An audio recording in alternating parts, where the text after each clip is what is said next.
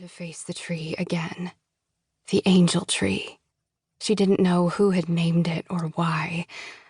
Heart thrumming now, she pulled out her water bottle again and took a sip to calm her nerves. The sip became a guzzle.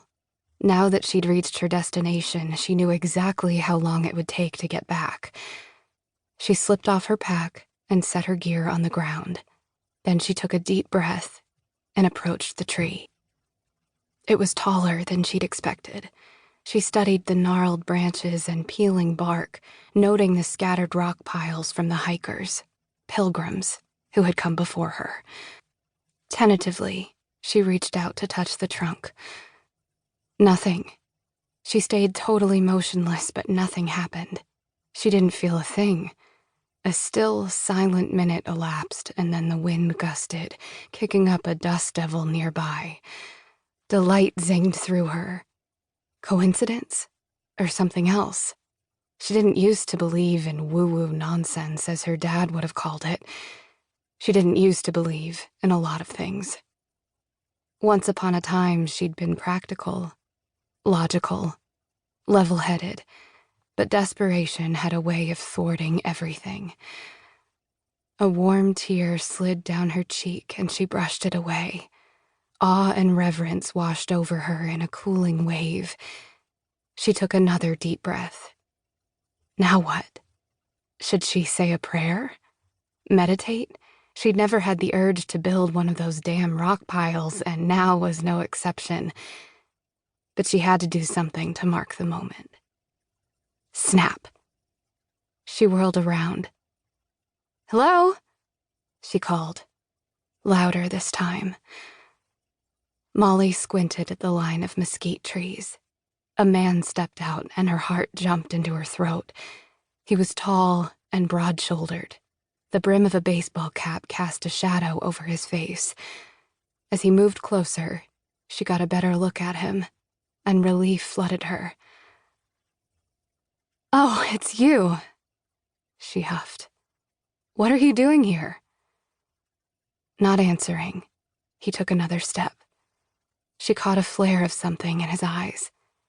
Her gaze dropped to the leather holster at his side, and she watched with disbelief as he slipped out his pistol. She stepped back and looked at his eyes again. "What do you want?" she croaked. His mouth spread into a bone-chilling smile. "I think you know." Chapter 1. Ava followed the curve of the dirt road to the string of emergency vehicles. She checked her watch and cursed. She was later than she'd thought. "Not good, Huck." The black lab nudged her arm with his wet nose. "We're going to have to redeem ourselves."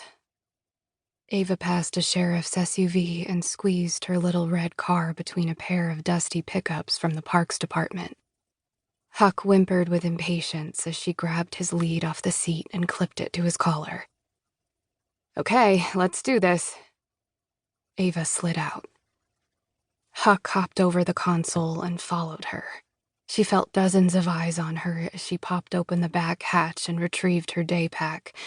Hitching it onto her shoulder, Ava scanned the faces. None were familiar. All were skeptical. Several of the men wore the Henley County Sheriff's Office backcountry uniform of HCSO ball cap, navy t-shirt, and desert brown tactical pants. Ava spied some park rangers in olive green milling near a blue tarp that looked like Operation Headquarters. Beneath the makeshift tent, 2 rangers studied a map that had been spread out across a pair of tables. "Help you?" She turned around as a man sauntered over. Tall, 60-ish, paunchy. He wore a sheriff's office cap and a sweat-soaked golf shirt. He stopped in front of her. Ava smiled. "Are you the incident commander?" "I'm Sheriff Donovan." "Oh. Shit." She thrust out her hand. "Ava Burch, West Tex Search and Rescue." He shook her hand and frowned down at Huck. "We're here to help with the search," she added. "They started 5 hours ago."